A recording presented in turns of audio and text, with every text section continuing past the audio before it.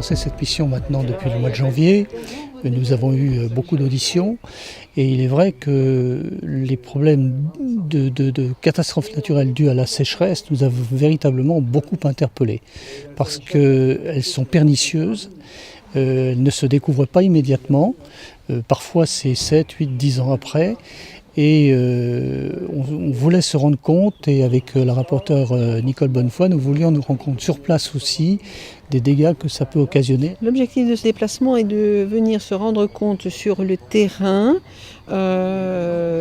d'aléas climatiques, dont la sécheresse et les conséquences que la sécheresse peut avoir sur les mouvements de terrain, et en particulier des terrains argileux.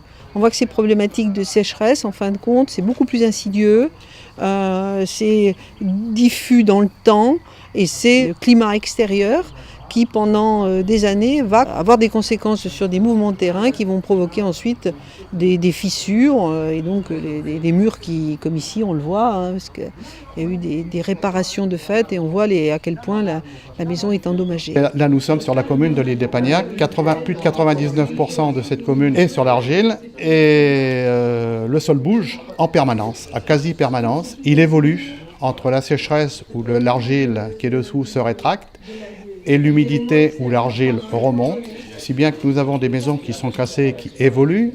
En période de sécheresse, vous allez avoir des lézardes traversantes où vous pouvez y passer la main, y rentrer la main. Puis là, comme aujourd'hui, vous avez des lézardes qui sont pratiquement fermées, quoi. Et voilà, mais ce qu'il y a, c'est que ça se répercute sur tout le bâti et on entend des bruits énormes, insupportables, comme des coups de fusil. Les catastrophes naturelles dues à la sécheresse, ça ne se voit pas immédiatement, c'est totalement pervers. Et je pense que ce soit les gouvernements qui se sont succédés ou le législateur n'a pas su prendre en compte suffisamment cette difficulté. Et là, c'est l'occasion. Le Sénat, et vous le savez, l'Assemblée des territoires, on est sur le territoire et on a besoin d'apporter des solutions à ceux qui souffrent et à qui on n'a pas encore apporté de solutions. On espère d'abord que les sinistrés soient entendus, parce qu'ils sont dans une détresse qui est telle qu'ils doivent être entendus, qu'il y ait au moins des pas faits vers eux. Aussi que les assurances ne réagissent pas comme elles réagissent, parce que d'une assurance à l'autre, le problème n'est pas traité pareil. Et ça, c'est pas logique. Alors je pense qu'il faut d'abord clarifier les procédures pour qu'elles soient plus claires, plus transparentes. Ça c'est à mon avis essentiel.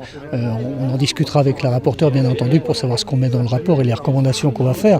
Mais c'est essentiel d'avoir de la transparence. C'est essentiel aussi de comprendre pourquoi dans la déclaration de catastrophe naturelle, on a des périmètres qui ne correspondent pas forcément à l'ensemble du périmètre touché par cette catastrophe naturelle. Considérant que le dispositif de catastrophe naturelle est un bon dispositif de solidarité, qu'il ne faut pas le casser, mais il faut, j'allais dire, le réadapter, le moderniser, en tenant compte, puisqu'il date de 82, des aléas climatiques qui sont de plus en plus importants en intensité et en nombre, et puis de le corriger par rapport à des situations comme la sécheresse, qui sont beaucoup plus prégnantes aujourd'hui, et qui ne sont pas traitées comme elles le devraient dans le cadre du régime d'indemnisation en particulier. Alors il y a des choses à améliorer au niveau de l'État.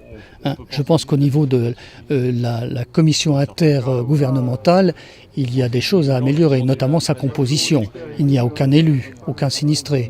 Et de mon point de vue, il faut qu'on ait une modification de cette gouvernance. Et puis il faut que ça soit transparent.